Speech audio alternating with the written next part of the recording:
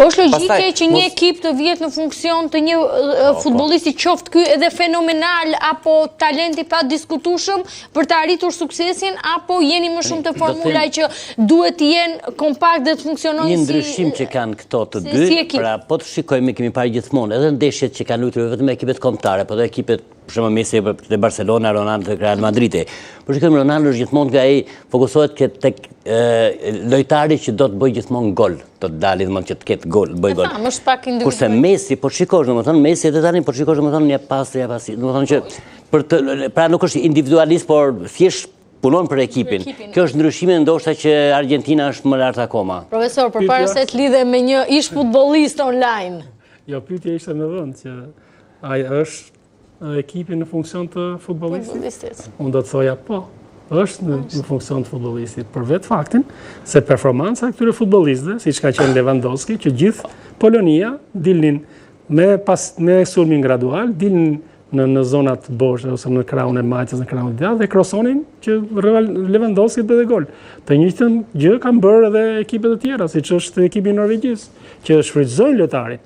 Kurse ana tjetër, kjo është anë pozitive, Haaland. Ana tjetër është anë, domethënë, nuk themi negative, po anë pozitive kur gjithë struktura 10 veta bashkë me portierin 11 janë në dispozicion të ekipit kompakt.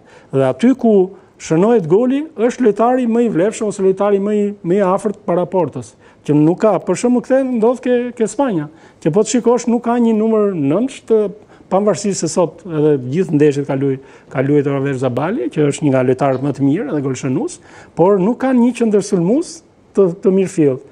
Dhe po ta shikosh para disa, domethënë, ke specialistët, mendojnë që këto luajnë 4-6-0, domethënë si ekip. Kurse ekipet e tjera kanë një. Për shembull, Norvegjia ka qendërmbrojtje, atë qendërsulmues Haaland.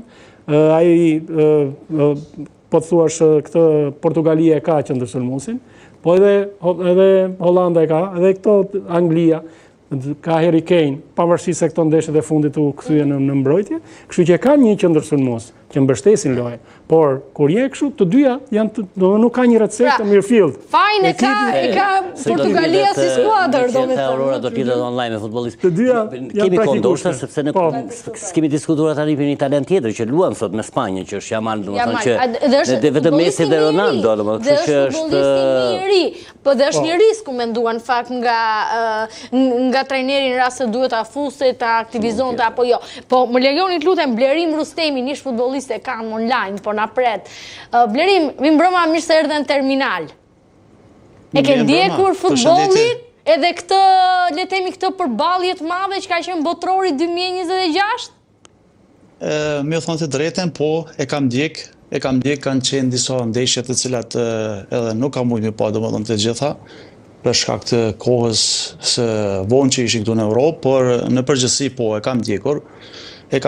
Ka qenë një kampionat deri tani çik i lodhshëm, kisha më thonë në 3 shtetet të larta, por prap duket të dalë mirë në fund me 2 skuadra që janë domethënë me një traditë shumë të madhe në futbollin botror dhe një finale domethënë sot e cila ndahet mes 2 ekipeve, kisha më thonë spanjolle, njëra nga Europa dhe tjetra nga Amerika Latine, dhe një finale mjaft me merit, domethënë dhe me e qelluar.